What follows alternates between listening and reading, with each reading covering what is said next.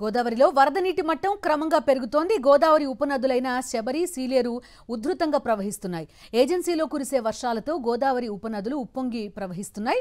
దీంతో Dhavaleswaram cotton barrage నుంచి 3,60,000 క్యూసెక్కుల నీరు సముద్రంలోకి వదులుతున్నారు. దిగువకు 8,000 క్యూసెక్కుల నీరు విడుదల చేస్తున్నారు. భద్రాచలం వద్ద 34.9 అడుగుల వరద నీటి మట్టం నమోదు కావడంతో కాటన్ బ్యారేజ్ వద్దకు 6 లక్షల క్యూసెక్కుల వరకు వరద నీరు వచ్చే అవకాశం ఉందని అధికారులు అంచనా వేస్తున్నారు.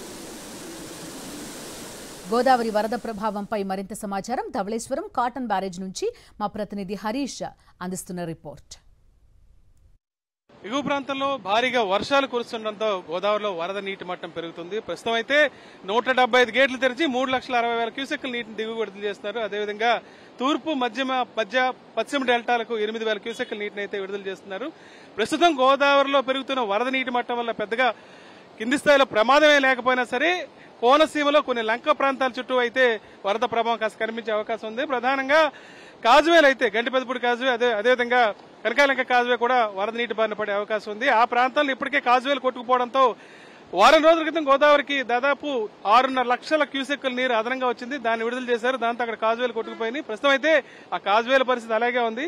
ఎగువ ప్రాంతంలో అయితే కూనవరం దగ్గర గోదావరి 12.6 మీటర్ల ఎత్తులో ప్రవహిస్తుంది.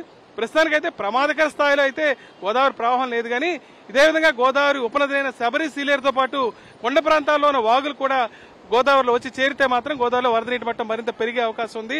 దాని ప్రభావం కాస్త దిగువనున్న కోనసీమలోను అదేవిధంగా ఎగువ ప్రాంతాలైన విలీన మండలాలపై కూడా కాస్త ప్రభావం చూపించే అవకాశం ఉంది.